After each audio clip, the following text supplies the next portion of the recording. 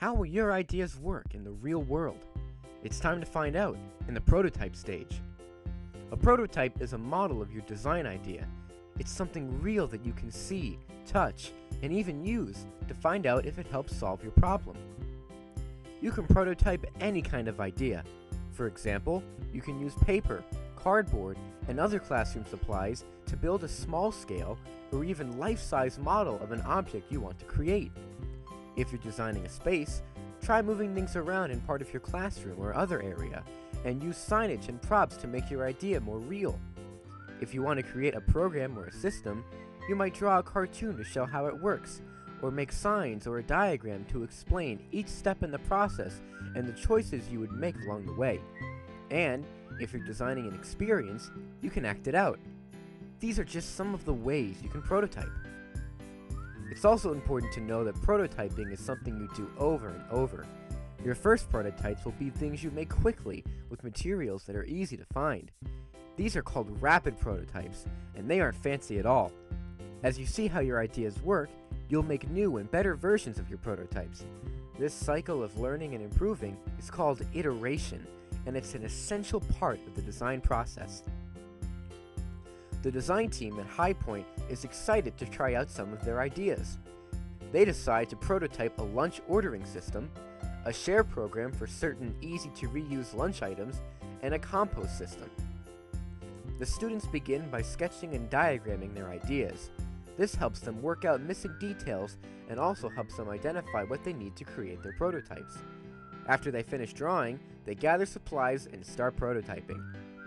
To prototype the lunch ordering system, the students begin by talking to the principal. They learn that the cafeteria prepares less food on the days when a grade is out on a field trip, so they ask if the school would also make less food if they knew not a lot of students would be eating it. The principal is concerned that students might change their minds and then not have lunch, but most of the 11th graders signed a letter saying they were willing to try it, so he agrees to try it on 2 different days. The team uses the lunch calendar to create surveys for those days.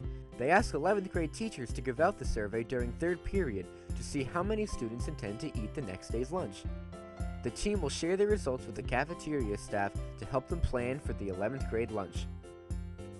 To prototype the share program, the team gets permission from the principal and puts up signs and a table in the cafeteria so students can leave apples, milk, and similar untouched, unopened items. Then, students can help themselves to the extra items on the table.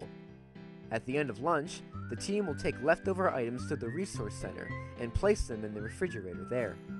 Any student, parent, or community member who wants them can help themselves. They also send flyers to the teachers who coach teams or have after-school clubs, telling them about the SHARE program and that items will be available in the resource center. The team also asks Ms. Green for help prototyping the compost system.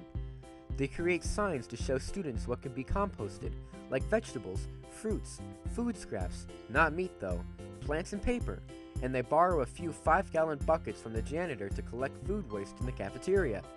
Then, they put a large plastic tub that a teacher is no longer using outside near the trash bins. This will be where they put the compost scraps. Miss Green buys a rake and a big bag of wood shavings, and the team makes announcements for a few days, alerting 11th graders that they will be asked to separate compostable waste for a week, starting on Wednesday. Prototyping helps the team turn their ideas into things they can actually use, which is the first step towards learning how well their ideas might work. How will you bring your ideas to life through prototyping?